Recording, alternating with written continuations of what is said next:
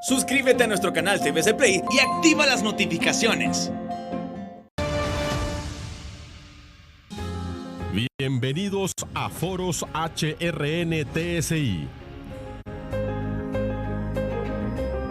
El tema de hoy: ¿cómo se ha preparado Honduras para enfrentar el cambio climático y la temporada ciclónica 2021?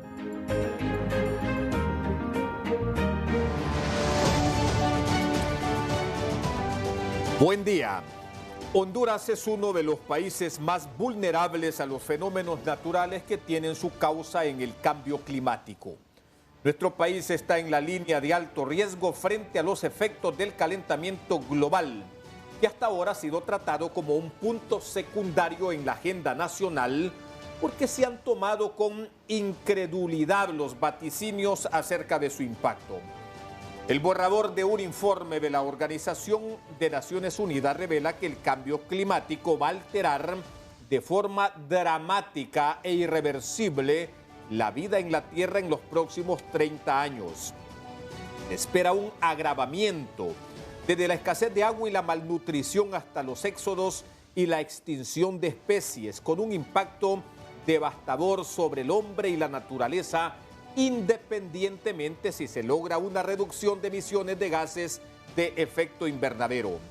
Los especialistas afirman que con la tendencia actual, el mundo se dirige hacia un alza de 3 grados centígrados y proyectan una multiplicación de las pérdidas súbitas en los rubros productivos esenciales. Las condiciones meteorológicas extremas golpean a nuestro país. De un lado, las inclementes sequías y de otro, las inundaciones con todo y sus consecuencias de destrucción. La permanente amenaza de los desastres naturales tendría que obligar a las autoridades hondureñas a poner en vigor un plan de adaptación de la infraestructura productiva y de servicios para luchar contra los efectos del cambio climático. La tragedia está encima en caso que no se actúe de manera inmediata. Si de algo debemos estar conscientes es que el cambio climático es un fenómeno real, una amenaza que estremece, un problema de vida o de muerte. Planteado así el tema, la bienvenida, mi querida Jackie, ¿qué tal? Bueno, es un gusto estar con usted también, un gusto de estar con nuestros amables radioescuchas y también televidentes. Vamos de inmediato a darle la bienvenida a nuestro panel de invitados y le damos la bienvenida a Amnon Keidar, quien es experto en variabilidad climática y agroirrigación. Bienvenido. Muchas gracias, muy buenos días, gracias por tenerme aquí en este importante foro. Y espero aportar para mejorar las condiciones climáticas y también mejorar, digamos, ser más confortable en nuestras vidas si nosotros aún podemos mejorar lo que bien se describió en esta introducción al foro. Así que nuevamente gracias y espero poder aportar y sumar a la causa. Claro que sí, va a sumar a la causa. También está con nosotros el decano de la Facultad de Ciencias de la Universidad Nacional Autónoma de Honduras, Nabil Caguas. Gracias por estar con nosotros, bienvenido. Muchas gracias, Jackie, muchas gracias, Juan Carlos. Muy buen, ¿qué tal? ¿Cómo están? Saludamos a nuestra audiencia. Gracias por la invitación el día de hoy. Esperamos con nuestros aportes poder poner un granito de arena, especialmente a los tomadores de decisión en nuestro país relacionados con el cambio climático. Gracias. También le damos la bienvenida a Juan Camilo Villegas Palacio. Él es profesor investigador de la Universidad de Antioquia, Colombia. Bienvenido. Antioquia, Colombia. Un saludo para todos. Muchísimas gracias por la invitación. Muy importante el tema que estamos tratando hoy porque el cambio climático es la realidad, no es una amenaza y no son vaticinios, es la realidad más urgente que enfrenta toda la humanidad en este momento, más allá de la pandemia que tenemos en este momento que nos tomó por sorpresa a todos. el cambio climático es la realidad que venimos viviendo ya desde hace décadas y es quizás la principal amenaza global para el bienestar y la estabilidad de la sociedad. Así que nuevamente muchísimas gracias por la invitación. Un saludo a ustedes y a los compañeros panelistas también. Bueno, entramos en materia, reiterando el agradecimiento, como bien lo decía Jackie, a nuestros panelistas, a nuestros expertos que han apartado su tiempo para acompañarnos en un tema que es también real, como real es el fenómeno del cambio climático. Y para terminar de ponernos en contexto, señor Keydar, yo quisiera empezar porque bueno, poniendo esto en contexto, ¿qué es el cambio climático? ¿Cómo este fenómeno se ha ido ensañando en los últimos tiempos con el país, con el territorio nacional, con la población hondureña y bueno, también con el continente americano, una de las zonas, Centroamérica dentro de él, más afectadas por los efectos del cambio climático? Buen día, señor Keydar. Empezamos con esto. Sí, muy buenos días. Bueno, primeramente le quiero decir que yo no soy profesional en las ciencias de la meteorología. Estoy enfocado sí en lo que es la variación climática y específicamente en la agroirrigación. Específicamente nosotros tenemos conocimiento que el primer cambio climático está registrado en la Biblia, tiene más de 2500 años y fue el diluvio. Y la gran pregunta es, ¿qué hicimos desde entonces hasta ahora? Bueno, yo me contesto muy poco. Para entrar en materia tenemos que definir, porque en los últimos años, a raíz de la climatología tan variable, los profesionales están utilizando dos definiciones, que es el cambio climático y la variabilidad climática. Ambos, obviamente, basados en los principales factores del clima. ¿Y qué es el clima? Muy bien, el clima es viento, sol y temperatura. Entonces, estos son los principales factores. Obviamente hay otros subfactores. En estos tres principales factores se mueve lo que es el cambio climático y la variabilidad climática. Ahora bien, según la Organización de Meteorología Mundial, un cambio climático, tengo entendido que es cuando existe un fenómeno específico, en este caso, para dar ejemplos, digamos un Mitch, o últimamente un Iota o un Eta, es un cambio y al pasar este fenómeno regresamos a la situación anterior. Eso es el cambio. Ahora, la variabilidad climática prácticamente la tenemos todos los días porque es una variación ya sea de temperatura, más precipitación que lo normal, etcétera, etcétera. Entonces, estos son, a mi modo de entender las cosas, las diferencias entre cambio y variabilidad. Yo, como estoy más en la parte práctica de la agroirrigación, me gusta utilizar el método de variabilidad climática, porque ahí es en realidad lo que nosotros manejamos, son las variantes de estos tres factores que mencioné anteriormente. Y en base a eso, digamos, podemos interpretar no con ciencia cierta, porque pronóstico es un 50% sí, un 50% no, de las condiciones que podemos vivir en el campo. Esto sería una introducción con el respeto de los panelistas. Obviamente, si tienen otra definición, con gusto, yo también deseo aprender entre el cambio y la variabilidad climática. Bueno, Perfecto. nos ha quedado claro, ¿no?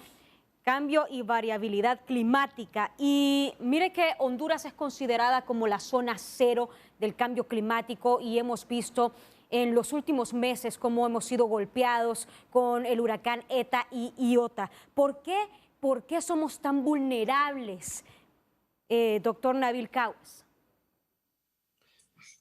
Bueno, nuestro país, recordemos que está en una situación geográfica en el Caribe, todo el área mesoamericana, diríamos, desde México, Centroamérica y hasta Colombia.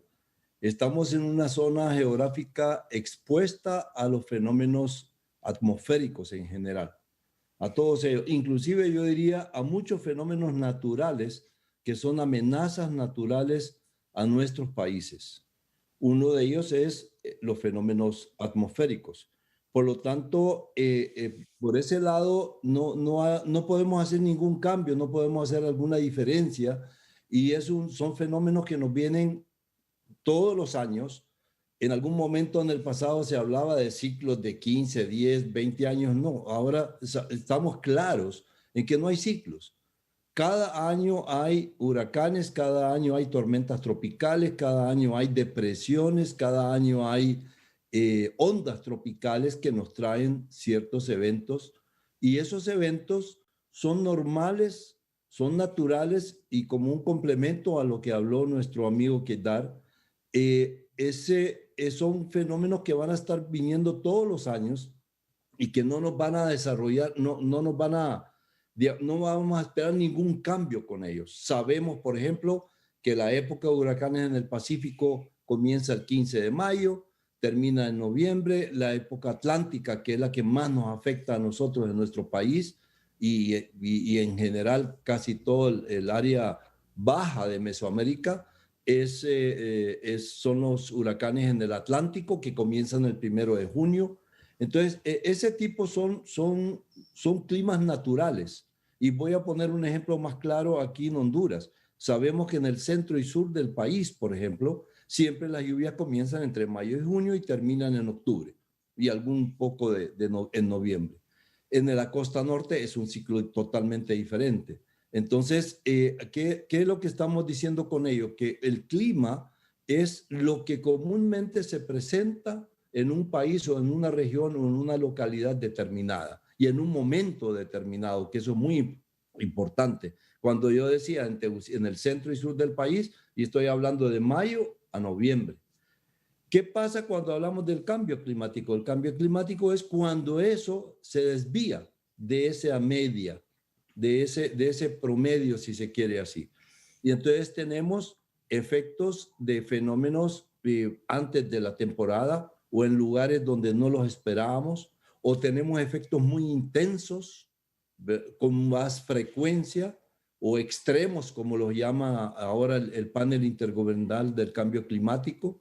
Y eso pues es lo que nos trae, por un lado, la problemática del cambio en sí. Ahora bien, por otro lado, Honduras es vulnerable. Eso no hay ninguna duda. ¿Y por qué somos vulnerables?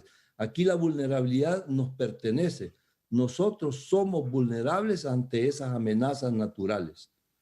¿Por qué somos vulnerables? Bueno, porque vivimos cerca de los ríos, porque vivimos en laderas, porque nos exponemos. Nuestra exposición cada vez nos hace más vulnerables hacia ese cambio climático que se presenta. Y voy a poner de nuevo otro ejemplo. Si yo tengo un incendio a 2, 3 cuadras de mi casa o del lugar donde yo estoy, y me acerco al incendio, me vuelvo más vulnerable. Y si yo me alejo del incendio, lógicamente me vuelvo menos vulnerable. En estos momentos, nuestro país, nuestra población va en aumento. Tenemos 19 cuencas hidrográficas. Eso ya lo conocemos, y eso ha estado en Honduras desde que comenzó, desde que nació nuestro país. Y son las mismas 19 cuencas, pero la población no. La población era de 500,000 habitantes, de 1 millón de habitantes. Ahora estamos en 10 millones de habitantes. Y tenemos que aprender a convivir en esas 19 cuencas. Cuencas que están mal protegidas, por no decir desprotegidas. La actitud de la población con técnicas y digamos, acciones que no nos permiten mejorar o reducir nuestra vulnerabilidad. Porque fíjense que con ello lo que estoy diciendo es que la amenaza es natural y va a existir todos los años. Entonces, si yo soy menos vulnerable, entonces estoy más protegido. Si soy más vulnerable, entonces estoy menos protegido. Eso hace que la actitud de nuestra población tiene que cambiar definitivamente. Los métodos, las técnicas, el uso. El señor Keidar debe estar muy claro en cómo cambiar digamos, las técnicas en el campo agrícola, en el campo industrial agrícola, que es uno de los más importantes por la seguridad alimentaria del país. Y esos cambios tienen que venir acordes al contexto del cambio climático. Y como muy bien lo decía al principio nuestro amigo Juan Carlos, el cambio climático vino para quedarse, así como vino el coronavirus para quedarse, así como tenemos el dengue, la malaria, el chikungunya.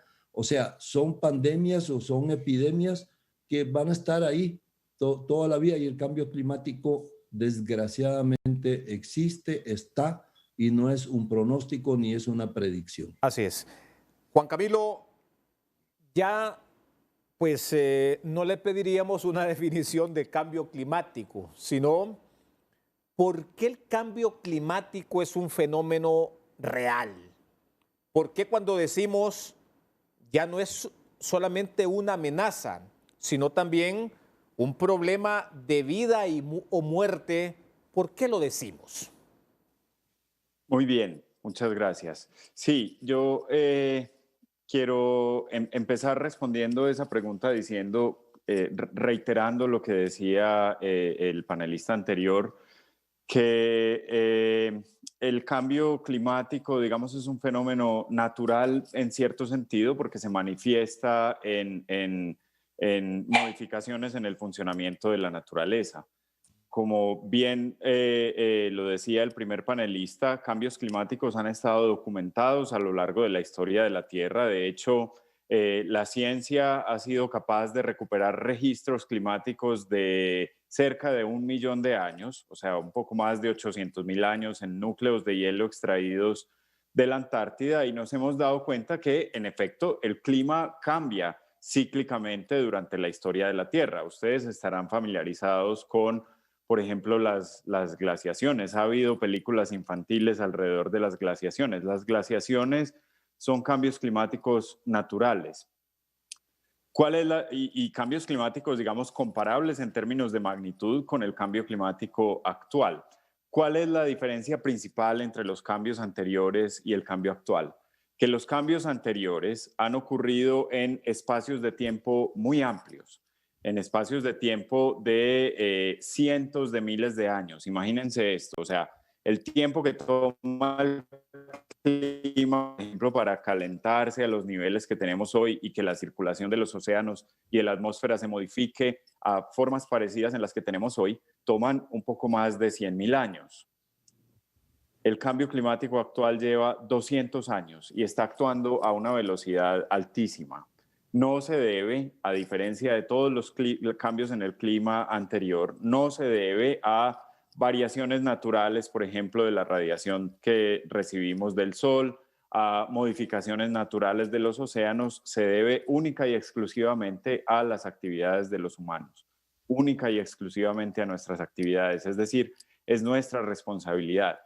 ¿Cuál es la diferencia entre el clima de hoy o el cambio climático de hoy o sea, de los últimos 2 siglos y los anteriores? Que en los anteriores no había 7.000 millones de personas en el planeta. De hecho, nuestra especie lleva un poco más de 150.000 años como especie, y la explosión demográfica en el mundo, digamos, ha ocurrido en los últimos 300 años. Es que nos hemos multiplicado mucho. Entonces ahora somos muchos, demandamos muchos recursos, hemos transformado significativamente el paisaje, digamos, modificando la vegetación natural, estableciendo ciudades, estableciendo actividades productivas, hiperconectándonos en términos de comercio, y eso pues ha afectado el curso de la naturaleza.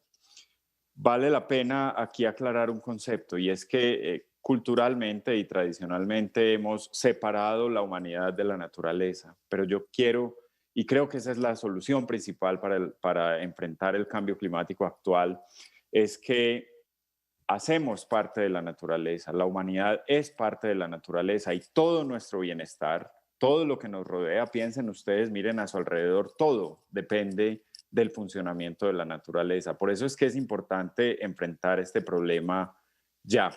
Ahora, para responder pues a la pregunta, hay registros muy detallados y la ciencia cada vez tiene más herramientas para documentar cómo, por ejemplo, la temperatura del océano está cambiando. La temperatura del océano es fundamental para regular el clima. La circulación de la atmósfera está cambiando. La composición de los ecosistemas está cambiando. Hay 1 millón de especies amenazadas de extinción en este momento. Eso es muy delicado porque la existencia de las demás especies en la naturaleza, insisto, depende de nuestro bienestar. Se están modificando los regímenes hidrológicos y por lo tanto la producción agrícola en países como Honduras o Colombia, que dependemos fundamentalmente de nuestra economía de los renglones primarios. Así que hay que actuar y es urgente. El panel intergubernamental de cambio climático nos ha llamado la atención recientemente que tenemos menos de como humanidad. Humanidad implica individuos hasta gobiernos para modificar nuestras acciones de modo que no comprometamos el futuro de la sociedad y de nuestra propia especie. Eso implica acciones individuales y acciones colectivas y podemos conversar sobre ellas con un poco más de detalle también en las siguientes preguntas. Es real, no es una amenaza. Está documentado con datos científicos de todo el mundo y también de los países particulares. Bueno, y que lo estamos viendo muy bien y muy a nuestro pesar en nuestros países, ¿verdad? Sí. Algo en que coinciden tanto el señor Juan Camilo como el señor Caguas es la explosión demográfica. La explosión demográfica en el mundo, la explosión demográfica en Honduras y el señor Amnon, que tiene pues bastante tiempo de vivir en Honduras, debemos de consultarle cuáles son los principales rasgos de la variabilidad climática y el cambio climático y particularmente cómo usted los observa en Honduras, cómo se han manifestado estos rasgos aquí en nuestro país.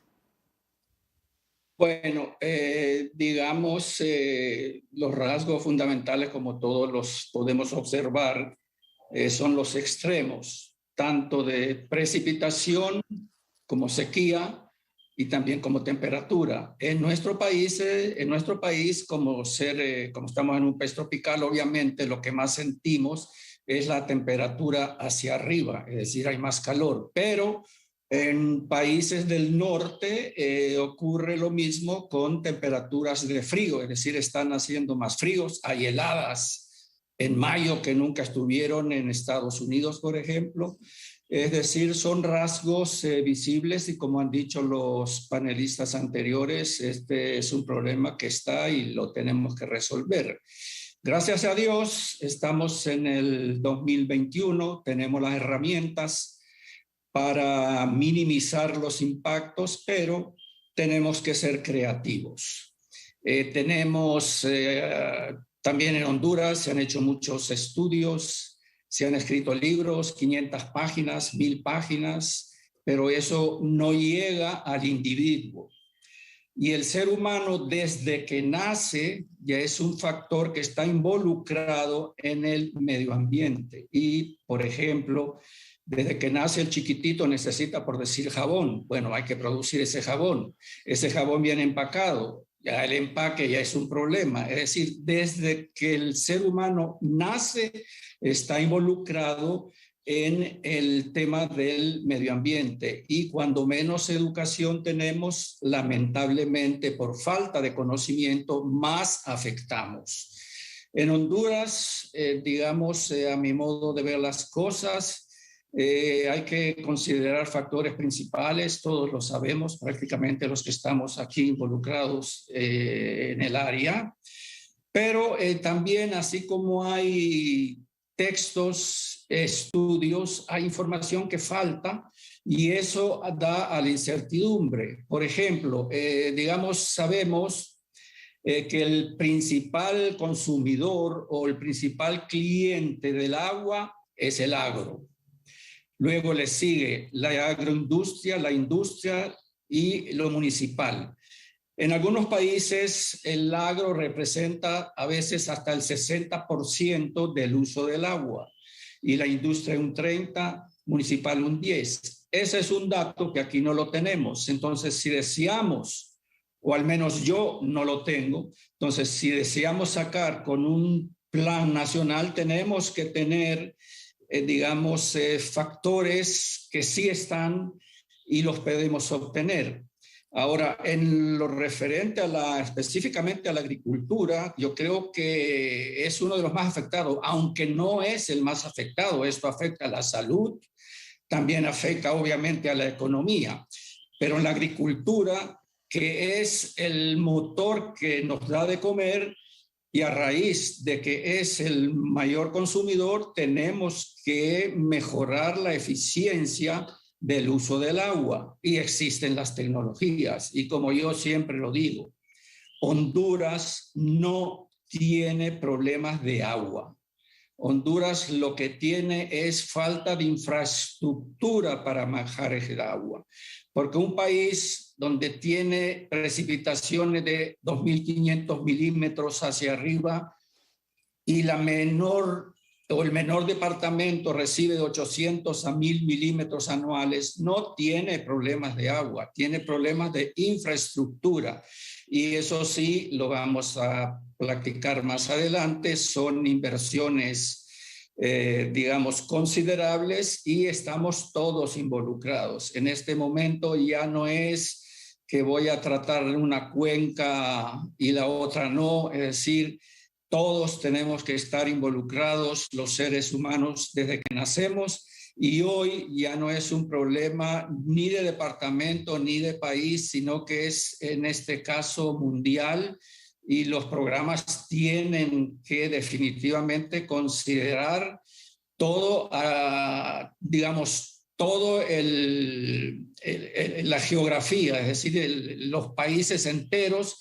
Hay que unirse, obviamente, según sus necesidades, pero todos las tienen, desde el más desarrollado hasta el menos.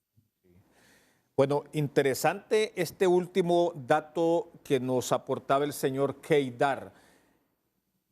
Recién acabamos de pasar en el país los efectos de las tormentas tropicales a finales del año pasado, tanto de Iota como de ETA.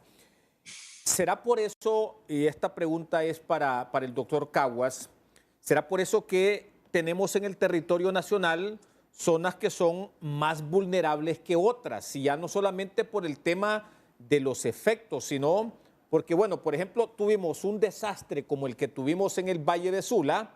Ahí tenemos un serio problema de infraestructura porque no tenemos represas y es agua que cayó. Entonces, como bien decía el señor Keydar, no puede ser almacenada, no puede ser guardada, no puede dónde ir más que a las zonas en donde puede lamentablemente expandirse causando los daños provocados. ¿Por qué entonces tenemos zonas más vulnerables que otras? ¿Esto explicaría y esto nos daría la respuesta, doctor Caguas? Tiene que ver mucho la parte orográfica del país. Nuestro país es totalmente montañoso y por lo tanto tiene muchos declives, muchos cambios para valles y para laderas. Y las cuencas que mencionaba yo al principio no tienen una buena protección. Se menciona, por ejemplo, que el agua, el recurso hídrico es el principal tema para las agriculturas. Yo aquí quiero también agregar de que el recurso hídrico muchas veces lo utilizan como un sector y no es un sector. Es un tema transversal a todos los sectores, a todos. Y aquí, lógicamente, podemos poner en orden de prioridad agricultura, no hay duda, salud, después puede venir la industria, el turismo, el uso para el saneamiento, el agua potable para la población. Es un recurso vital para ella. ¿Y qué es lo que sucede? Que en aquellas zonas que están totalmente, digamos, con índices de población muy altos, como por ejemplo el Valle de Sula, entonces, ¿qué es lo que tenemos? Tenemos un problema, por un lado, natural de orografía y por otro lado de un aumento en la población que está solicitando servicios para poder desarrollar su actividad económica. Entonces, ¿dónde vamos a llegar? Estamos en un problema grande porque el Valle de Sula es un valle que nos da, no sé si el 70 o el 80% de los recursos económicos del país. Pero ¿dónde está la población? La población, digamos, con mayor peligro, con mayor riesgo, está exactamente en las partes más bajas del Valle de Sula. Entonces, la infraestructura sí es necesaria, pero también hay que tener cuidado a la hora de hacer una buena planificación del territorio. Yo no debo ni puedo de nuevo exponerme, ser más vulnerable viviendo a la orilla de los ríos o en las partes más bajas del Valle de Sula. Yo no debo ni puedo vivir en unas zonas donde están expuestas a inundaciones.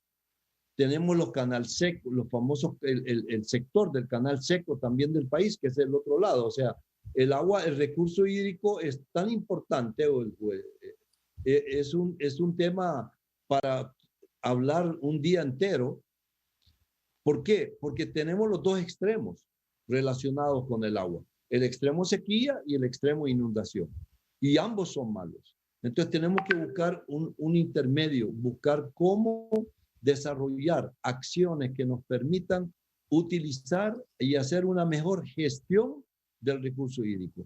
En el Valle de Sula todos sabemos que los acuíferos, el agua subterránea, está totalmente sobreexplotada.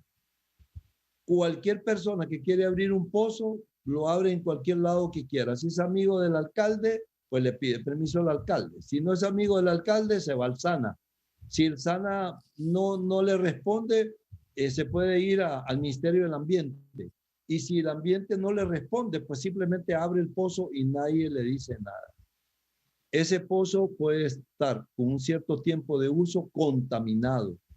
Entonces, tenemos que aprender a cambiar nuestras actitudes. Tenemos que desarrollar acciones que más adelante también yo los dejaría para las preguntas posteriores, hablar sobre qué tipo de acciones debemos de desarrollar como para poder mejorar un poco nuestra situación, reducir nuestra vulnerabilidad. Fíjense que hay unos datos de CEPAL que me llaman mucho la atención, unos datos importantísimos que salieron en los últimos documentos de CEPAL. Por ejemplo, se habla de que las migraciones de nuestros países, de los países del norte de Centroamérica hacia México y hacia Estados Unidos, coinciden exactamente en los tiempos en que ha habido sequías. O sea, donde hay mayor problema de alimentación, de seguridad alimentaria. Entonces, que el aumento también del índice y el aumento de las zonas urbanas. En este momento Mesoamérica tiene un 56, un 57% de población que está en las zonas urbanas. Y en los próximos 20 a 30 años se espera que aumente hasta un 76% esa población. Entonces, eso no es posible. Esa es una solicitud de necesidades de servicios que en una misma cuenca o un mismo lugar, por ejemplo, la cuenca o la microcuenca del Valle de Sula, no va a soportar ese tipo de aumento de población. Por lo tanto, nuestras acciones deben de ir dirigidas a los sectores locales, a los sectores individuales, a los sectores de familia, en donde el consumo propio de una familia en un lugar determinado puede conducir a darle una mejor calidad de vida a esa familia y que no le llegue esa idea en la cabeza de necesidades de emigrar, ya sea a las zonas urbanas del mismo país o inclusive a otros países. De nuevo, entonces, tenemos dos problemas, el problema de sequía y el problema de inundaciones. Tenemos el corredor seco, que es sequía, y tenemos también el Valle de Sula y otros valles en otros lados donde también tenemos inundaciones. Ambos extremos hay que atacarlos con acciones profundas y para eso hay que desarrollar estudios técnicos que nos permitan determinar las brechas, que nos permitan hacer una serie de recomendaciones para que los tomadores de decisión puedan desarrollar lo que es necesario y mejorar o reducir nuestra vulnerabilidad.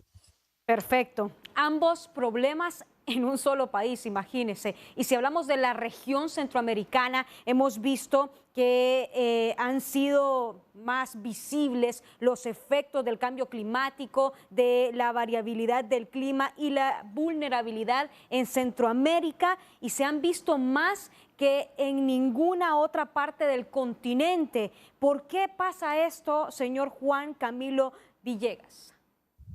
Bueno, muy bien, muchas gracias por la pregunta. Esa es una excelente pregunta por lo siguiente. En todas las regiones del mundo decimos lo mismo.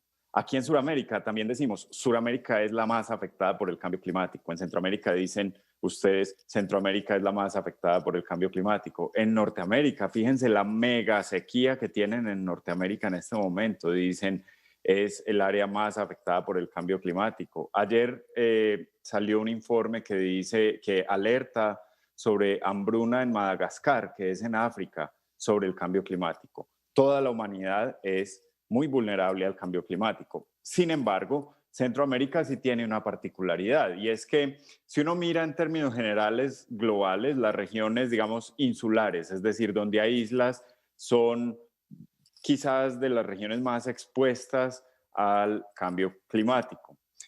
Mirando como el contexto de la geografía y haciendo una cierta abstracción, Centroamérica es una especie de isla, ¿cierto? Es una franja estrecha continental que está rodeada por dos de los océanos principales en términos de la modulación climática, el Pacífico y el Atlántico. Así que desde el punto de vista climático, la región de Centroamérica, empezando pues por el norte de Colombia, Panamá, Costa Rica, El Salvador, Nicaragua, Honduras, obviamente Guatemala y México se comportan climáticamente como una isla.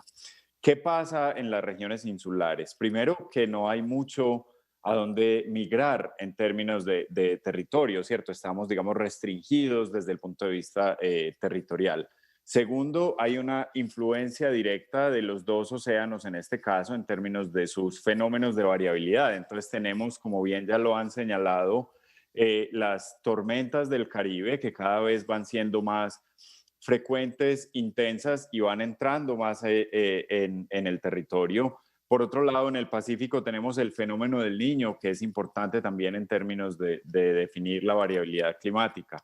Un dato, digamos, curioso, casual. Ustedes saben que las tormentas tropicales todos los años las van nombrando siguiendo el orden del alfabeto latino, ¿cierto? Y intercalando un nombre masculino y un nombre femenino, empezando por la A, llegando hasta la Z. El año pasado, y cada vez esto ocurre con más frecuencia, se acabó el alfabeto latino para poder nombrar las tormentas tropicales. Tocó recurrir al alfabeto griego para empezar a ponerles nombre.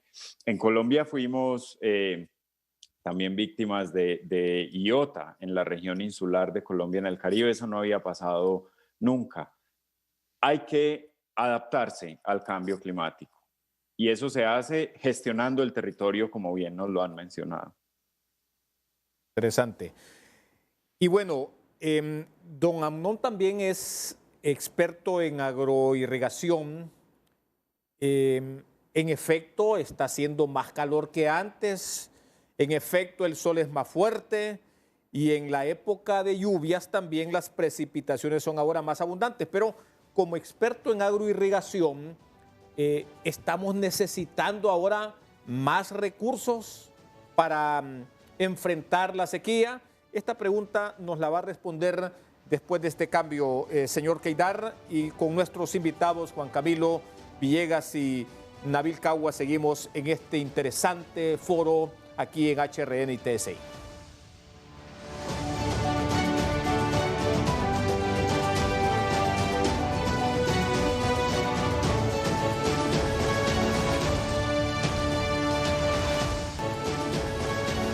Aquí en vivo y en directo, como nos gusta decir a los periodistas, en este interesante foro. Y teníamos una pregunta pendiente, don Amnón Keydar.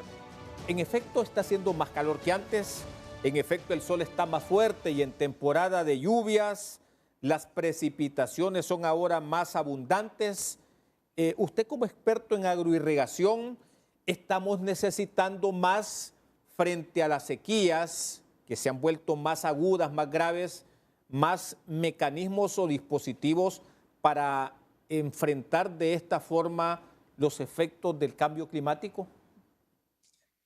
Sí, voy a empezar por el final.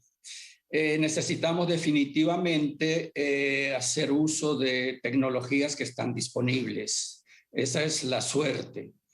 La mala suerte, llamémosle así, es que las inversiones a nivel inclusive de pequeñas propiedades, las inversiones son fuertes y hay que hacerlas.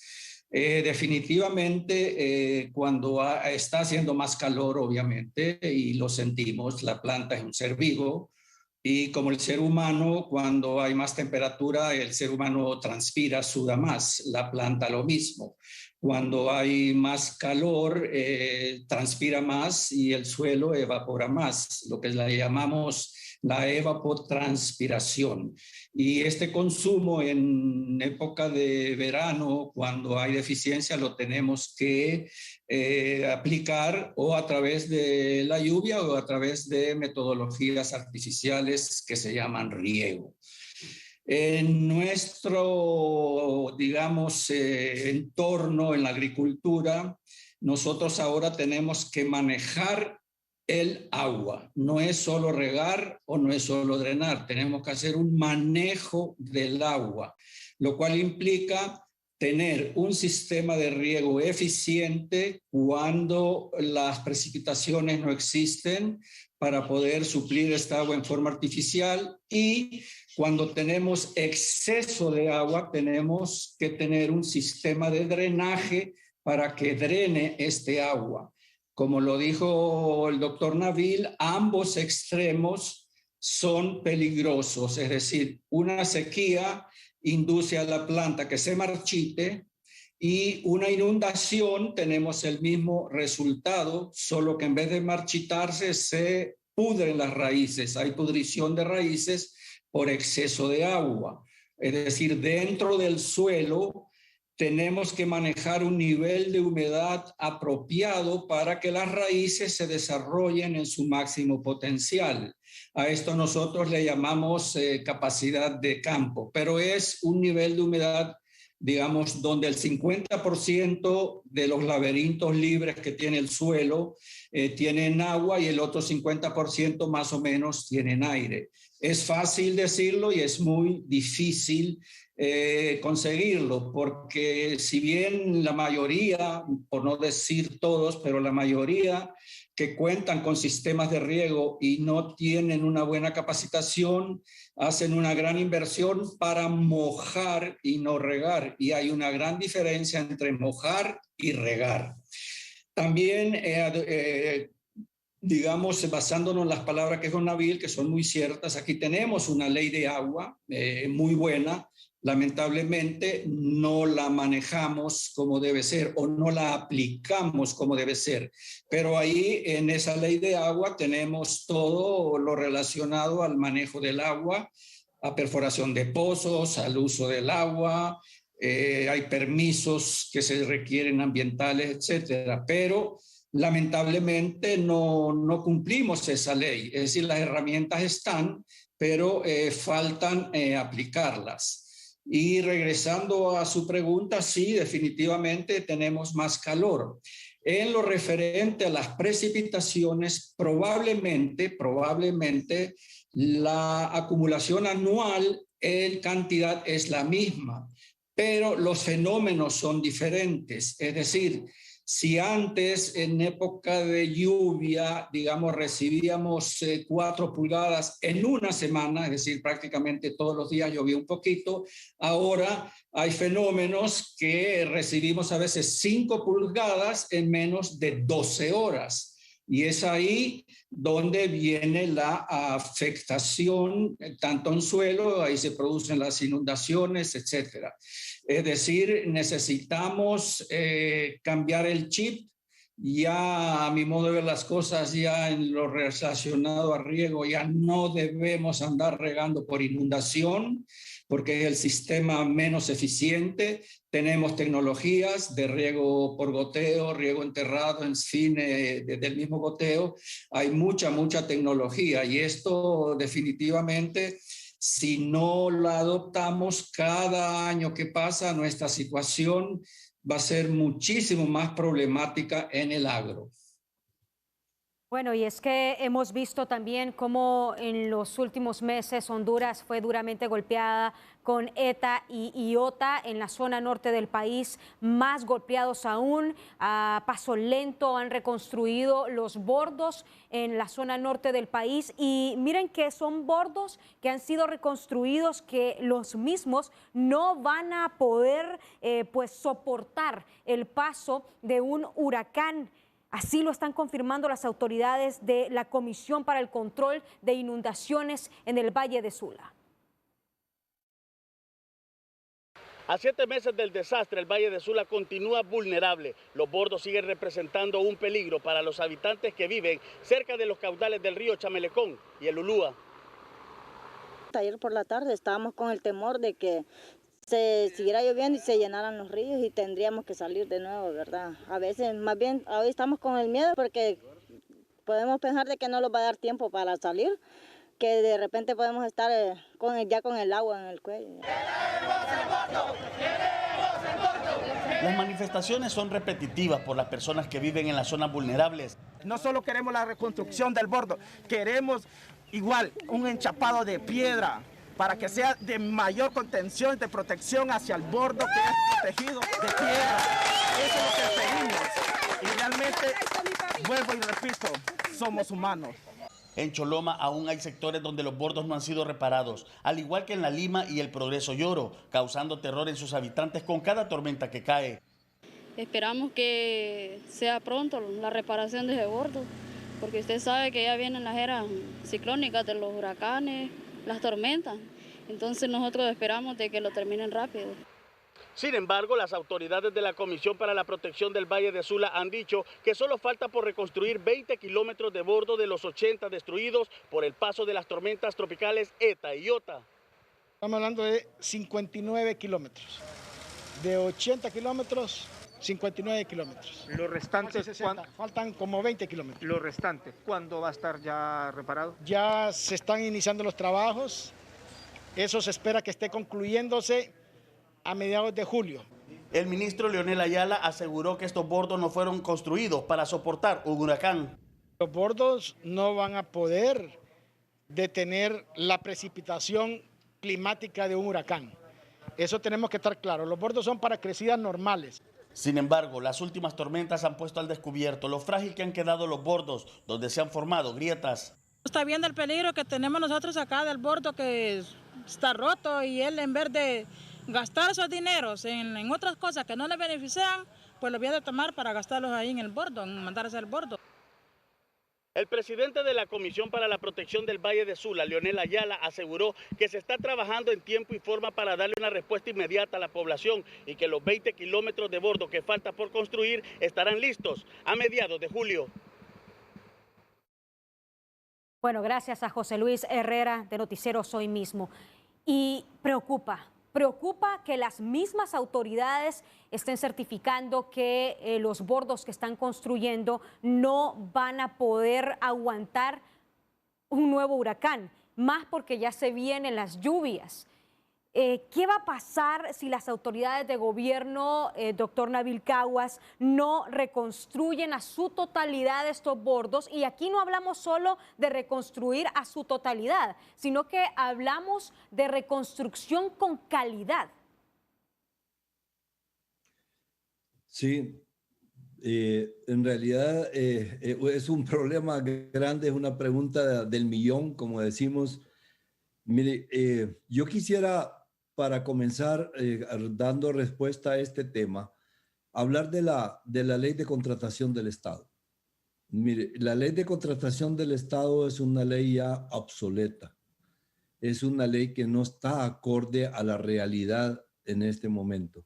Es una ley que no incluye la calidad, como usted muy bien lo menciona, no incluye la competitividad. Es una ley que no permite a un funcionario honesto desarrollar una obra en un término determinado. O sea, pensando en que tenemos funcionarios honestos que están tratando de resolver el problema, es un problema grande porque, por un lado, no tienen suficiente presupuesto como para poder desarrollar términos de referencia de una infraestructura con calidad. En segundo término, al no tener ese presupuesto, lógicamente ellos lo que hacen es reducir los términos de referencia en cuanto a ciertas características de calidad. Y eso lo dicen los mismos ingenieros.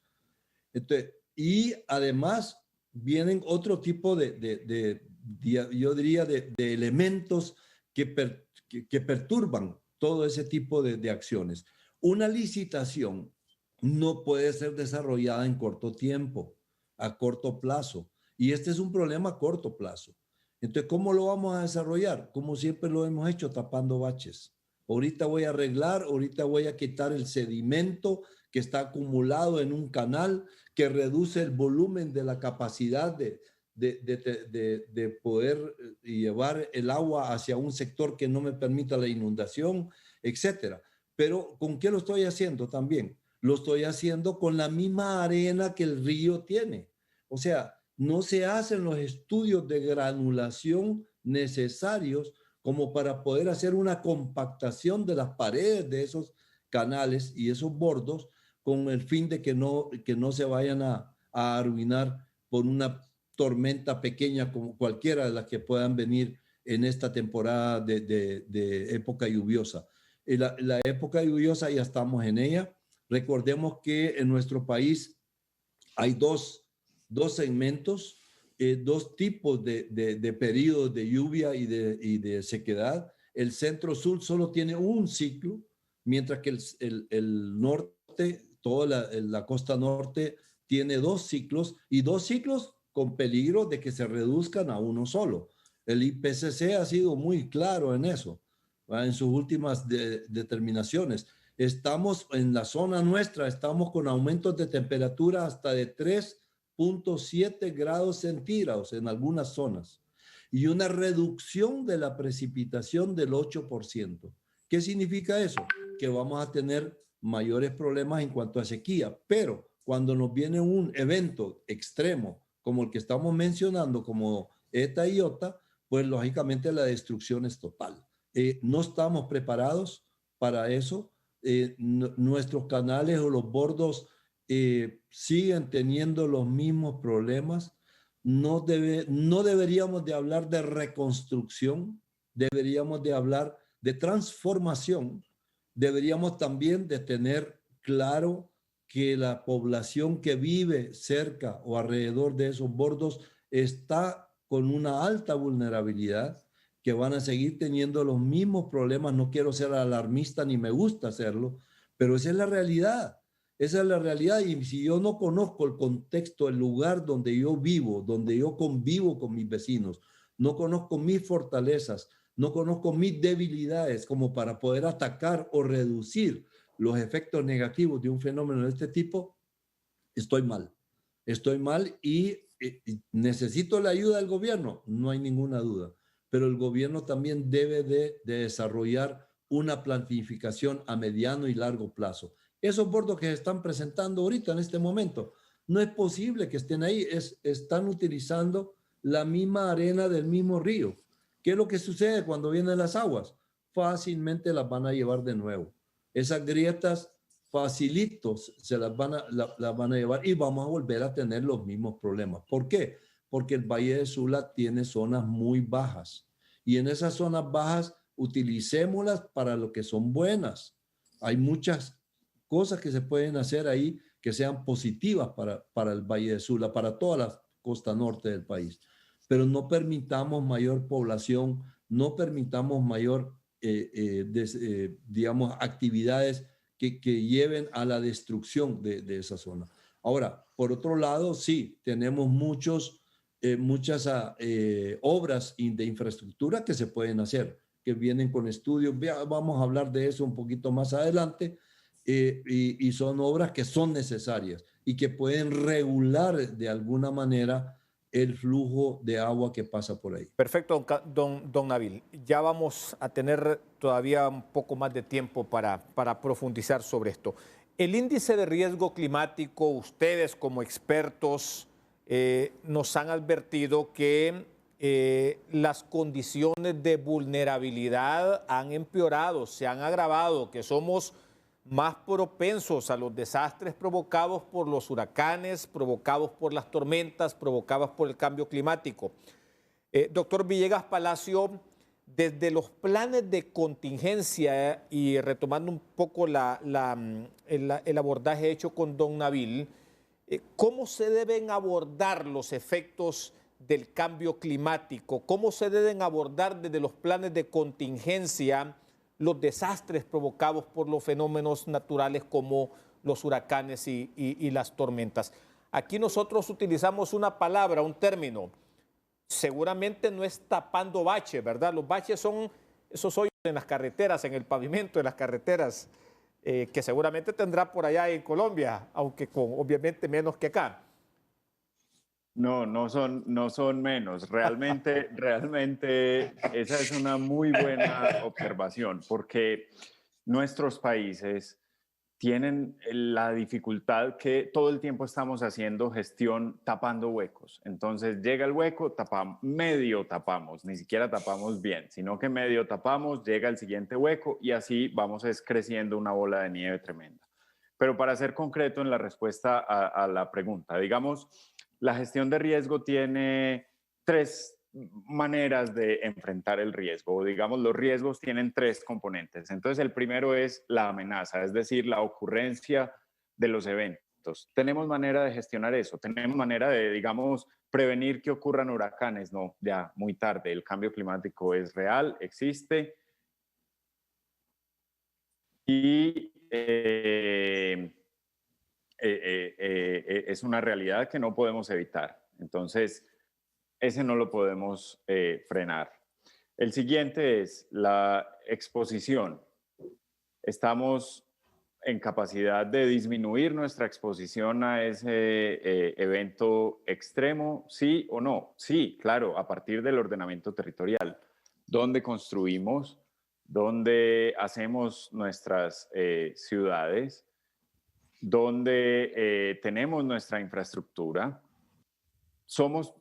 Es posible disminuir la velocidad, digamos, a la que nos enfrentamos en términos de los efectos naturales. Entonces, la exposición, clarísimo, la podemos disminuir.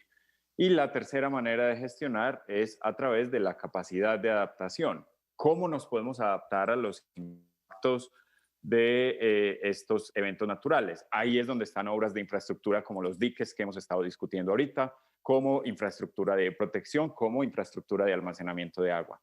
Es urgente intentar tomar medidas de largo plazo para disminuir nuestra exposición y adaptarnos a estos eventos que son recurrentes y cada vez más frecuentes. Perfecto.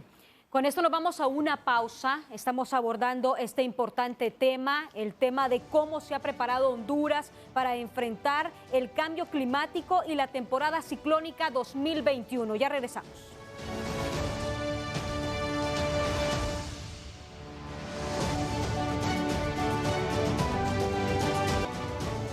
A la luz de los aportes que ustedes nos hacen para tratar de entender por qué nos vamos volviendo más vulnerables, por qué cada vez nos volvemos más vulnerables, los cambios extremos del clima sí, el deterioro de los ecosistemas sí, pero será la incapacidad o la opacidad de las autoridades, de los gobiernos para implementar planes y estrategias lo que nos está volviendo más vulnerables.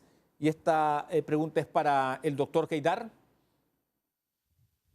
Bueno, digamos, la respuesta es muy compleja, pero tenemos que partir de que todos tenemos la culpa y la solución la tenemos todos. Lamentablemente, en la mayoría de los casos aquí esperan que el gobierno, el papá gobierno, el gobierno. Y en realidad, si bien el gobierno, y no importa cuál esté de turno, tiene que, digamos, poner los lineamientos.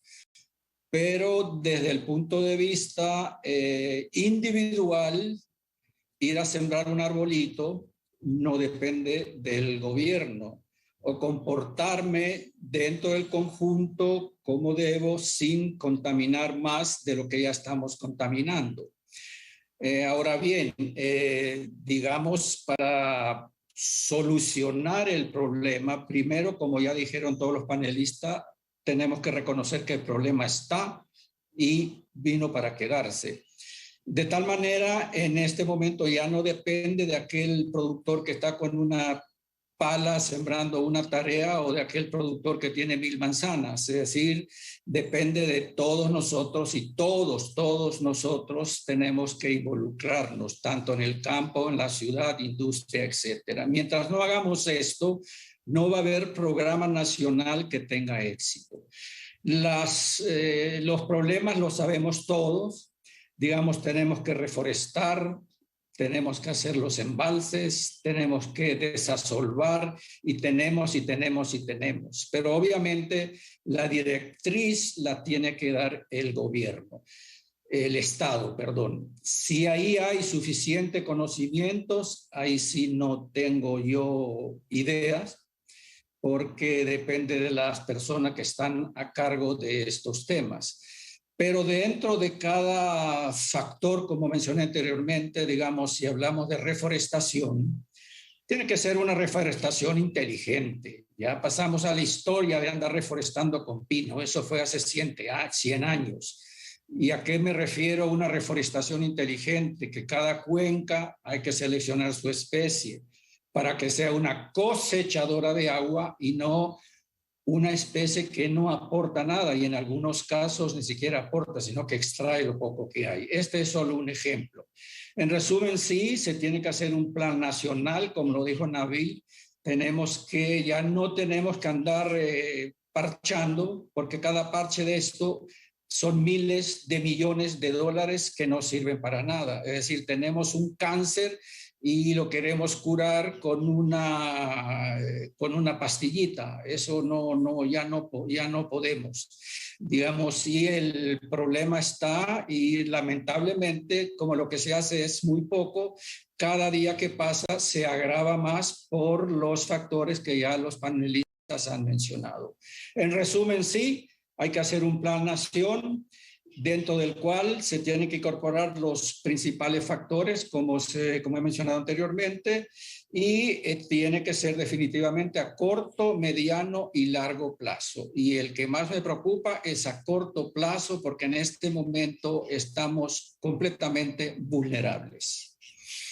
Bueno, y sobre el tema cambio climático, el panel intergubernamental ha emitido un importante informe llamado Actualizaciones de las Perspectivas Climáticas para Honduras 2021. Este importante informe tiene conclusiones y tiene recomendaciones, y queremos ahondar un poco sobre lo que habla este mismo con don Navir Caguas. Don Navir, háblenos un poco sobre este documento que estamos viendo en pantalla.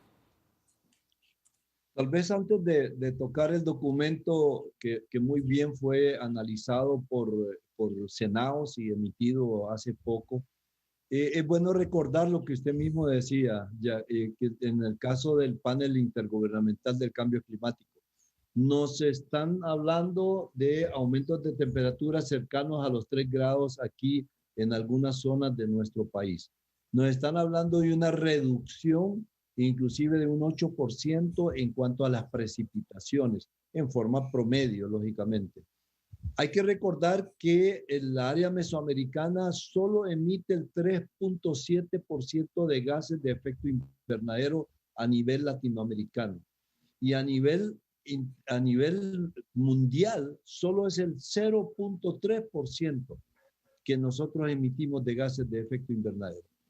Entonces, ¿dónde está el problema? El problema está más en nuestra vulnerabilidad. Yo insisto con la exposición que tenemos como población a ser mucho más vulnerables de lo que deberíamos de ser. Ya estamos claros en que los fenómenos naturales existen, en que van a venir todos los años sin ninguna posibilidad de cambios, y que somos vulnerables. Entonces, ¿dónde es que tenemos el problema? ¿Dónde está realmente el problema? Está en nuestro accionar, en el Estado, en el gobierno, en la población, y como muy bien lo decía el señor Keidar, es una parte de cada uno de nosotros. Todos tenemos que poner nuestras acciones, nuestra participación, cambiar nuestras actitudes como para poder desarrollar acciones que permitan mejorar las condiciones de vulnerabilidad en las que estamos. Honduras ha sido por muchos años, no digo varios ni pocos, por muchos años, el país más vulnerable entre los países del mundo. Está siempre en los primeros 3, 4 o 5 lugares a nivel mundial. Y en varios años hemos sido el primer país, según el índice de Germanwatch, el país más vulnerable del mundo. Eso, de nuevo, entonces nos lleva a hablar de acciones que nos permitan reducir la deforestación. Como muy bien lo decía también nuestro amigo Keidar, o sea, aquí no es cuestión de ir a plantar el pino o cualquier árbol que me dé una institución o una ONG e irlo a poner en cualquier lugar. No, yo tengo que reconocer, como lo decía yo antes en mi anterior participación, tengo que reconocer cuáles son las fortalezas y cuáles son las debilidades del lugar donde yo estoy. Las fortalezas, bienvenidas. ¿Y dónde debo de atacar? Las debilidades. Y mis debilidades están en reconocer esa zona, esa región, ese lugar donde yo estoy y tratar de desarrollar acciones para mejorar o reducir esas debilidades. En el sector de forestal, en el sector agrícola, en el sector energético, en el sector de infraestructura. El recurso hídrico es un tema transversal, lo repito una y muchas veces, para todos esos sectores. Por lo tanto, tenemos que llegar a determinar acciones que nos permitan reducir esto. Y viendo hacia el documento, si vemos las recomendaciones, me gustaría que nos pusieran por favor los mapas que aparecen ahí. Han sido elaborados por senados, son mapas que nos permiten determinar los porcentajes de precipitación. Es una predicción, hay que ser claro, está enmarcada en muchos modelos europeos y americanos que utilizamos acá, y algunos de ellos donde más coinciden es qué es lo que va a pasar en los meses de junio, julio, agosto, septiembre, octubre y hasta noviembre. Y esto lo vemos en estos mapas, por ejemplo, donde hay mayor color azul o color verde es donde hay mayor posibilidades de precipitación y de lluvias. El amarillo y el claro o el café son intermedios o hay una reducción. Entonces podemos ver, por ejemplo, este es un pronóstico de lluvia para el mes de agosto en porcentaje. ¿Y dónde podemos ver en agosto mayor cantidad de lluvia? En el centro y sur del país. Un poco en la parte occidental, perdón, y un poco hacia el norte, la costa norte y la parte nororiental. Y el amarillo ya nos está diciendo que hay una merma y que va a haber menor cantidad de precipitación. Y así sucesivamente en cada uno de esos mapas de cada uno de los meses tenemos la posibilidad, por ejemplo, el que estamos viendo en este momento, es el pronóstico de lluvia para el mes de octubre, donde tenemos mayor cantidad de lluvia en la costa norte, donde está más verde. Pero fíjense que también el color verde claro está casi en todo el territorio. El color amarillo más bien nos indica el corredor seco. Fíjense que el corredor seco siempre es el que más sufre. Y ahí es donde tenemos que desarrollar acciones, lo que yo llamo acciones locales, acciones de familia. más que acciones a nivel que son necesarias, no hay duda. Por ejemplo, si tocamos el tema de la agricultura, necesitamos invertir en producir frijol, maíz, café, que son los 3 productos de mayor uso y de consumo en nuestro país. Pero también hay que tener, digamos, pensar en la posibilidad de apoyar y fomentar esa calidad de vida con pequeñas comunidades, de pequeñas familias, de localidades, como para poder reducir la intención de salir de ahí, la intención de emigrar, la intención de ir a las zonas urbanas, que es lo que más nos va a afectar cada vez. Perfecto, don Nabil. Bueno, ya en la recta final del foro, es una primera conclusión que es irreversible el cambio climático y sus efectos, que esto más bien se está poniendo peor. La pregunta es, doctor Villegas Palacio, ¿cómo desde las acciones de emergencia, que al mismo tiempo también sean estratégicas y estructurales, y aquí le estaríamos pidiendo recomendaciones a usted como experto, ¿qué es lo que tenemos que implementar en estos lares? Desde las acciones de emergencia, ¿qué deben hacer los gobiernos? ¿Qué deben hacer los países? ¿Qué se tiene que implementar para mitigar los efectos, las consecuencias de los fenómenos como los huracanes y los ciclones y también como el cambio climático? Bueno, muy bien, esa pregunta es interesantísima y repito la respuesta que dieron ahora los compañeros, es la pregunta del millón, porque se puede actuar en varios niveles, ¿cierto? Entonces, el primer nivel es el nivel individual y yo aquí también y a mis estudiantes insisto, la primera acción para mitigar el cambio climático es votar bien en las elecciones. Vivimos en países democráticos en los que los gobiernos son nuestros empleados. Es que yo creo que aquí en Latinoamérica tenemos un problema cultural y es que creemos que nosotros nos debemos al gobierno, todo lo contrario. El gobierno debe a nosotros, por lo tanto, nosotros somos quienes elegimos quién está allá. Entonces, esa es la primera medida. Segundo, como acciones individuales, la forma de alimentación es importantísima en las comunidades. La gente tiene que estar bien alimentada, pero la producción de alimentos es quizás hoy y particularmente en nuestros países uno de los reinos que más inciden en nuestra vulnerabilidad sobre el cambio climático, por las razones que decíamos ahorita. Deforestamos y hacemos agricultura en las zonas que son de regulación hidrológica, agricultura y ganadería.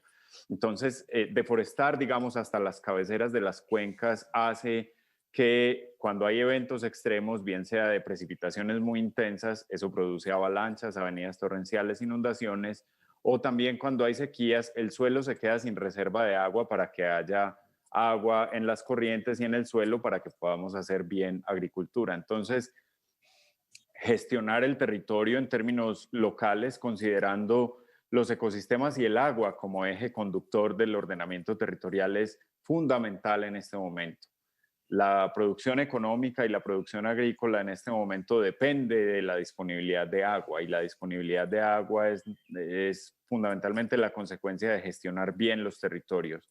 Entonces, tenemos que involucrarnos en el ordenamiento territorial. Tercero, es necesario también que adaptemos nuestros modos de producción agrícola y también industrial a la nueva realidad del cambio climático. Quizás es necesario ahí sí acceso a tecnología, acceso a información para poder, por ejemplo, priorizar maneras de producción que sean más eficientes en el uso del agua, en términos de variedades. Ahí las universidades tenemos un papel importantísimo en términos de biotecnología.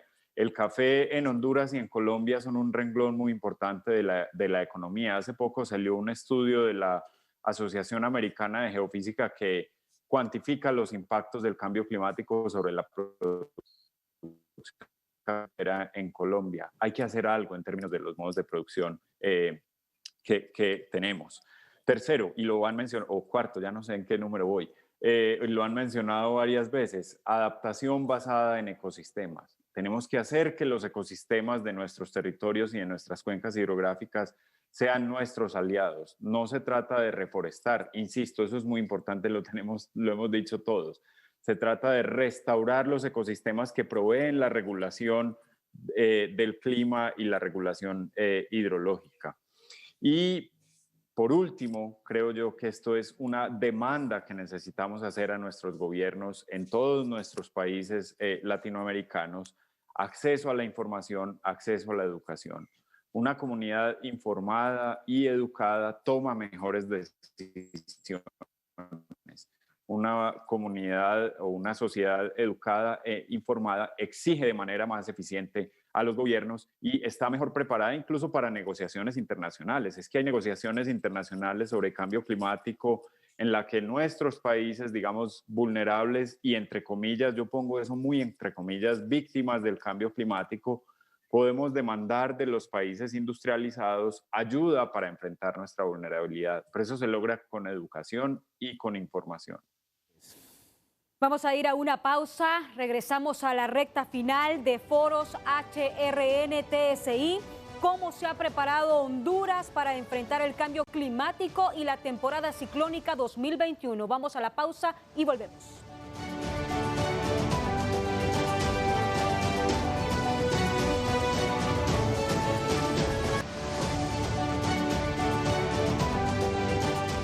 El cambio climático afecta la estabilidad, es un riesgo para la vida, es una situación de vida o muerte. Estamos en una zona geográfica especialmente expuesta a los fenómenos naturales. Honduras es un país altamente vulnerable. La actitud de la población no permite reducir los riesgos de los fenómenos naturales, lo cual resulta cuestionable porque el cambio climático es nuestra responsabilidad exclusiva. La explosión demográfica hace que la demanda de recursos se haya incrementado y con ello ha aumentado el impacto sobre el ambiente. El alza en el número de habitantes en las zonas urbanas es una amenaza. Según la CEPAL, en los próximos años la población en dichas regiones pasará de 53% a cerca de un 70%. 1 millón de especies están en riesgo. Son necesarias entonces acciones individuales y colectivas para enfrentar el cambio climático. La temperatura del océano, la composición del ecosistema y los regímenes de lluvia han sufrido modificaciones. En Honduras vivimos en situaciones extremas. Tenemos el corredor seco afectado por la sequía y el Valle de Sula golpeado por las inundaciones. Ante el extremo sequía e inundación debemos buscar una mejor gestión. De ahí que necesitamos una buena planificación y un reordenamiento territorial. Si no adoptamos nuevas tecnologías, la situación será más problemática en el agro. Honduras tampoco cuenta con un buen manejo del recurso hídrico, de irrigación y de drenaje. Solamente estamos tapando baches sin hacer estudios de riesgos. En algunas zonas las precipitaciones se han reducido en 8% y las temperaturas han subido en algunos sectores hasta en 3 grados centígrados. Es un hecho que los humanos nos hemos separado de la naturaleza y esto nos está causando daños mayores. Bueno, así finalizamos, ¿no? Sí. Mientras despedimos con un espacio de tiempo a cada uno de nuestros panelistas, Jackie. Así es, muchísimas gracias a el experto en variabilidad climática y agroirrigación, Amnon Keita. Gracias por su presencia este día. Gracias a ustedes por invitarme. Espero que haya sido provechoso. Y lamentablemente creo que los fenómenos naturales últimos que hemos perdido vidas, hemos perdido infraestructura. Yo creo que esa es la mejor lección que Honduras está aprendiendo y en base a eso creo que va a ser el inicio de un buen plan nación para poder convivir en mejores condiciones. Muchísimas gracias, que tengan buen día. Gracias también al decano de la Facultad de Ciencias de la Universidad Nacional Autónoma de Honduras, Nabil Caguas. Para despedirnos, yo quisiera tocar el tema de la Ley General de Aguas, aprobada en el 2009. Es una ley necesaria, su aplicación y urgente, por varios motivos. Uno en especial, la creación de un solo instituto de recursos hídricos que desarrolle la información, que genere la información necesaria como para desarrollar los estudios que son necesarios en el tema del cambio climático. La gobernanza hídrica es bien importante y a través de la ley tenemos la posibilidad de desarrollar consejos de cuenca, consejos de microcuenca, que ya en algunos lugares se han desarrollado. Solamente es de trasladar esas prácticas positivas a otras zonas de nuestro país. En el sector agrícola, las medidas de adaptación tienen que ir a la par o de la mano del cambio climático para la seguridad alimentaria del país. Así que tenemos un tema de gobernanza, tenemos un tema de sectores débiles, por ejemplo el sector forestal es muy débil también, y podemos desarrollar actividades y acciones que nos vayan mejorando. Todo el tema está incluido en la Ley General del Agua. Si la podemos poner a aplicar inmediatamente, nos va a permitir tener un solo sector que opere y que maneje el recurso hídrico, un solo sector que maneje la gestión integrada del recurso hídrico y un solo sector que va a ir acompañado de la mano de los problemas que nos presenta el cambio climático en el país. Muchas gracias. Gracias, doctor. Gracias también a don Julio Camilo Villegas Palacio, profesor investigador de la Universidad de Antioquia, Colombia. Gracias.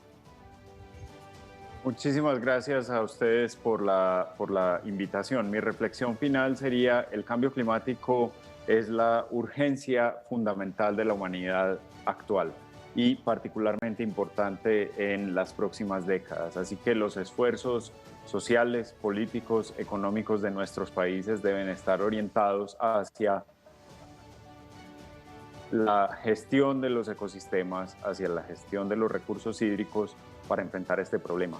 El cambio climático, además, es un asunto de equidad social. Por lo tanto, las comunidades particularmente más vulnerables en nuestros países son fundamentalmente las comunidades marginadas y las más olvidadas. La gestión social de nuestros gobernantes deben estar orientadas también a reducir la vulnerabilidad de estas comunidades, manteniendo la seguridad alimentaria, la seguridad hídrica y la seguridad energética, la educación y el acceso a la información. Creo que en eso nos debemos enfocar. Sin duda que a partir de la comparecencia y presencia de nuestros panelistas aprendimos más sobre cambio climático. Se nos quedó corto el tiempo. Y ojalá que cada una de las recomendaciones y observaciones se le metiese más en la cabeza a nuestra clase política y gobernante. Gracias a nuestros panelistas, pero sobre todo gracias a nuestros radioyentes, televidentes, nuestros fieles radioescuchas y televidentes que nos han acompañado también en este foro, al equipo de producción y al equipo técnico. Gracias. Hasta el siguiente foro, aquí en HRN y TSI. Con temas interesantes. Muchas gracias.